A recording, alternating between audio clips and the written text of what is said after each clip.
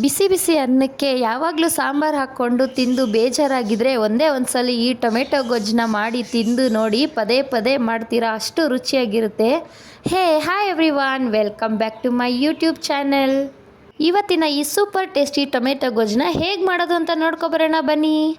ಒಲೆ ಮೇಲೆ ಒಂದು ಬಾಣಲಿ ಇಟ್ಕೊಂಡು ಅದಕ್ಕೆ 2 ಟೇಬಲ್ ಸ್ಪೂನಷ್ಟು ಎಣ್ಣೆನ ಹಾಕ್ಕೊಂಡಿದ್ದೀನಿ. ಎಣ್ಣೆ ಕಾದ್ಮೇಲೆ ಸಾಸಿವೆ ಹಾಕ್ಕೊಂಡು ಅದು ಚಟಪಟ ಅಂತ ಸಿಡಿದ ಮೇಲೆ ಸ್ವಲ್ಪ ಜೀರಿಗೆ ಹಾಕ್ಕೊಂಡು 2 ಟೇಬಲ್ ಸ್ಪೂನಷ್ಟು ಕಡಲೆಬೇಳೆನ ಹಾಕ್ಕೊಳ್ತಾ ಇದ್ದೀನಿ. 2 ಟೇಬಲ್ ಸ್ಪೂನಷ್ಟು ಉದ್ದಿನಬೇಳೆನ ಹಾಕ್ಕೊಳ್ತಾ ಇದ್ದೀನಿ. ಇದೆರಡನ್ನು ಎಣ್ಣೆಯಲ್ಲಿ ಚೆನ್ನಾಗಿ ಕರಿಬೇಕು.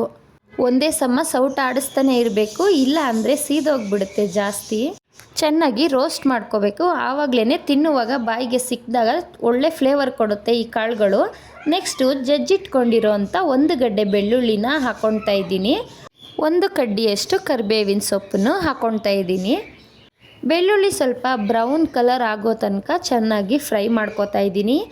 ನೆಕ್ಸ್ಟು ಒಂದು 4 ಕಟ್ ಮಾಡಿರೋ ಅಂಥ ಹಸಿರು ಮೆಣಸಿನ್ಕಾಯಿನ ಹಾಕ್ಕೊಳ್ತಾ ಇದ್ದೀನಿ.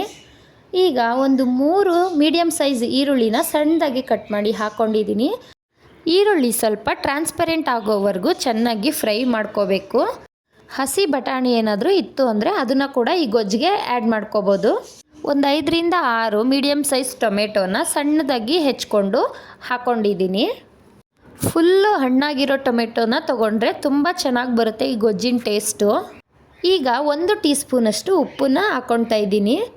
ಅರ್ಧ ಸ್ಪೂನಷ್ಟು ಅರಿಶಿಣ ಪುಡಿ, ಅರ್ಧ ಸ್ಪೂನಷ್ಟು ಮೆಣಸಿನ್ಕಾಯಿ ಪುಡಿ. ನಿಮಗೆ ಖಾರ ಬೇಕು ಅಂದರೆ ಎಕ್ಸ್ಟ್ರಾ ಆ್ಯಡ್ ಮಾಡ್ಕೋಬೋದು. ಅರ್ಧ ಟೀ ಸ್ಪೂನಷ್ಟು ಜೀರಿಗೆ ಪುಡಿ, 1 ಟೇಬಲ್ ಸ್ಪೂನಷ್ಟು ಧನಿಯಾ ಪುಡಿನ ಹಾಕ್ಕೊಂಡಿದ್ದೀನಿ.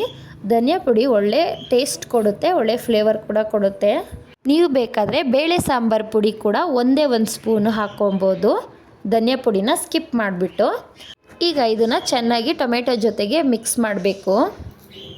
ಹಸಿ ವಾಸನೆ ಹೋಗೋವರೆಗೂ ಹೈ ಫ್ಲೇಮಲ್ಲಿ ಇಟ್ಕೊಂಡು ಸ್ವಲ್ಪ ಚೆನ್ನಾಗಿ ಮಿಕ್ಸ್ ಮಾಡಬೇಕು. ಮಿಕ್ಸ್ ಮಾಡಿದ್ದೆಲ್ಲ ಆದಮೇಲೆ ಒಂದು 10 ನಿಮಿಷ ಬೇಯೋದಕ್ಕೆ ಮುಚ್ಚಳ ಮುಚ್ಚಿ ಇಡ್ತಾಯಿದ್ದೀನಿ. ಮಧ್ಯದಲ್ಲಿ ತಿರುಗಿಸ್ಕೋತಾ ಇರಬೇಕು, ಇಲ್ಲಾಂದರೆ ತಳ ಹಿಡಿಯುತ್ತೆ. 10 ನಿಮಿಷ ಆದಮೇಲೆ ನೋಡಿ ಈ ಥರ ರೆಡಿಯಾಗಿದೆ. ಇದನ್ನು ಚೆನ್ನಾಗಿ ಒಂದು ಮಿಕ್ಸ್ ಮಾಡಿಕೊಂಡು ಇದಕ್ಕೆ 1 ಹಿಡಿಯಷ್ಟು ಕೊತ್ತಂಬರಿ ಸೊಪ್ಪನ್ನ ಹಾಕ್ಕೊಳ್ತಾ ಇದ್ದೀನಿ.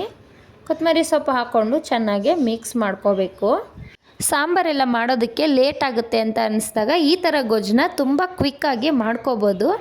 ಬೆಳಗ್ಗೆ ಟೈಮ್ ಮಕ್ಕಳಿಗೆ ಲಂಚ್ ಬ್ಯಾಗ್ ಕಟ್ಟೋದಕ್ಕೂ ಒಳ್ಳೆ ಕ್ವಿಕ್ಕಾಗಿ ಆಗೋವಂಥ ಒಳ್ಳೆ ರೆಸಿಪಿ ಇದು. ಒಂದ್ಸಲಿ ನೀವು ಕೂಡ ಟ್ರೈ ಮಾಡಿ ನೋಡಿ. ನನ್ನ ಈ ರೆಸಿಪಿ ನಿಮಗೆ ಇಷ್ಟ ಆದರೆ ನನ್ನ ವಿಡಿಯೋನ ಲೈಕ್ ಮಾಡಿ, ಶೇರ್ ಮಾಡಿ, ನನ್ನ ಚಾನಲ್ನ ಸಬ್ಸ್ಕ್ರೈಬ್ ಮಾಡಿ. Thank you for watching. ಸಿಗೋಣ ನೆಕ್ಸ್ಟ್ ವಿಡಿಯೋದಲ್ಲಿ.